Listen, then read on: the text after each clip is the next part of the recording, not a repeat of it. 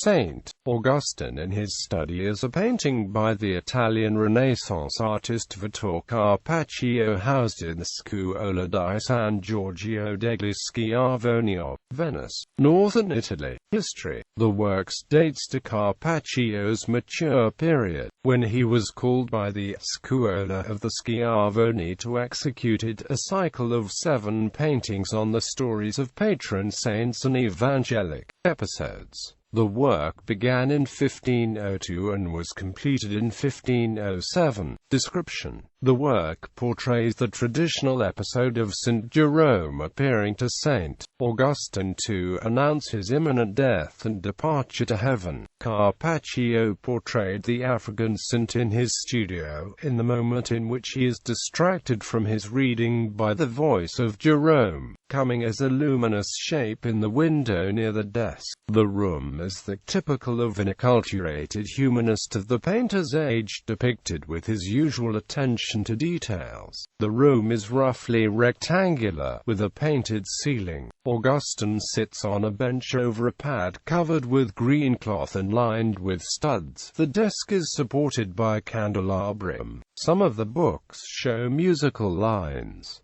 Under the window are a file and an hourglass. Other elements depicted include measurement instruments, precious caskets, a bell, a shell, an armillary sphere, vases, bottles, and others. In the center is a niche with an altar, where, as shown by the curtain moved aside, are Augustine's liturgic objects: a vest, a mitre, the crozier, and a thurible which hangs near 2 candelabra. At the side of the altars are 2 twin portals, with fine decorations in Renaissance style. The left one is open, and shows a small room with a window, according to the taste for different lighting sources inspired by Flemish painting. This had become popular in Venice after its use by Antonello da Messina in paintings such as St. Jerome in his study, which Carpaccio could perhaps observe and study. Here is a further number of details. A table with 3 couples of crossed legs and covered by a red tablecloth. Further books,